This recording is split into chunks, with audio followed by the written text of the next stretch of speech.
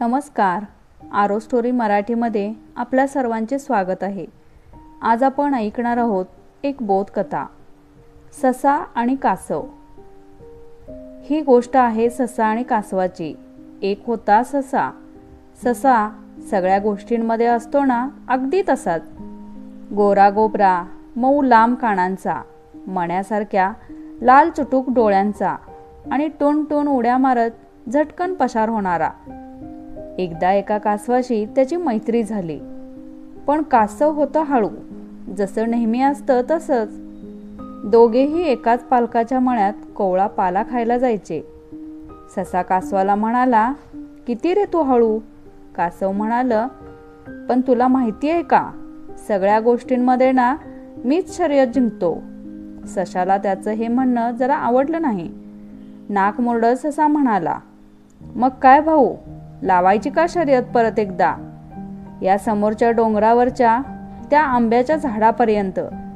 कासव म्हणालं, हो, पण जरा मला सराव करायला 2 दिवसांचा वेळ लागेल.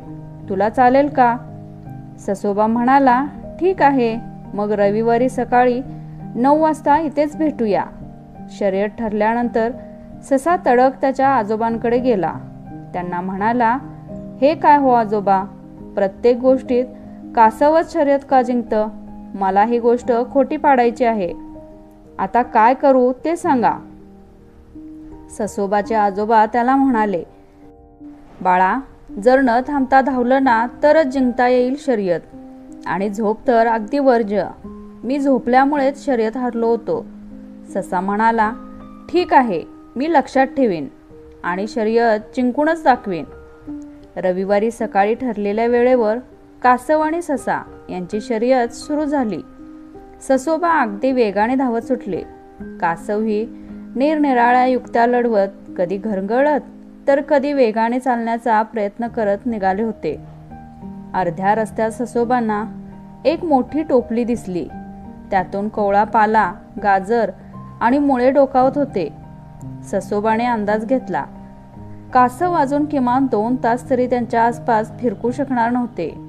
ससोबा झाडाच्या सावलीत बसले आणि टोपलीतला पाला गाजर खाऊ लागले. टोपलीतल्या वस्तू संपत असताना ससोबांना एक छानशी गोल चमकणारी वस्तू दिसली. ससोबाने ती आपल्या चेहऱ्यासमोर धरली. तो एक आरसा होता. त्यांनी यापूर्वी ही वस्तू कधी पाहिलीच नव्हती. पाण्यात अस्पष्ट दिसणारं त्यांचं रूप त्या आरशात इतकं स्पष्ट दिसत होतं की ससोबा हरकले. ते त्या आरशात स्वतःला न्याहाळू लागले. लांब लांब कान, छानदार डोळे, मिश्किल मिशा. आपल्या चेहऱ्याच्या विविध मुद्रा पाहण्यात ते इतके रमले की शर्यत बिर्यत साप विसरले. संध्याकाळी घरी जाणाऱ्या सूर्याचे किरण आरशात दिसल्यानंतर ससोबांना शर्यतीची आठवण झाली. ते वेगाने टोन टोन उड्या मारत आंब्याच्या झाडापर्यंत पोहोचले. कासव तिथे त्यांची वाट पाहत होते.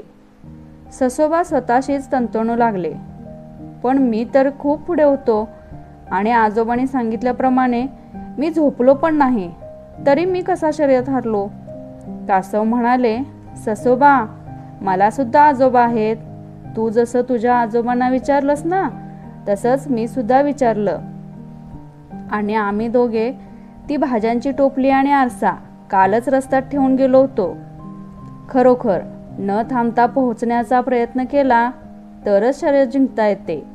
तात्पर्य, प्रयत्न केला तर यश मिळते.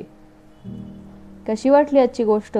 आवडली असेल तर कमेंट करून नक्की सांगा आणि चॅनेलवर नवीन असाल तर चॅनेलला सबस्क्राईब करा. धन्यवाद.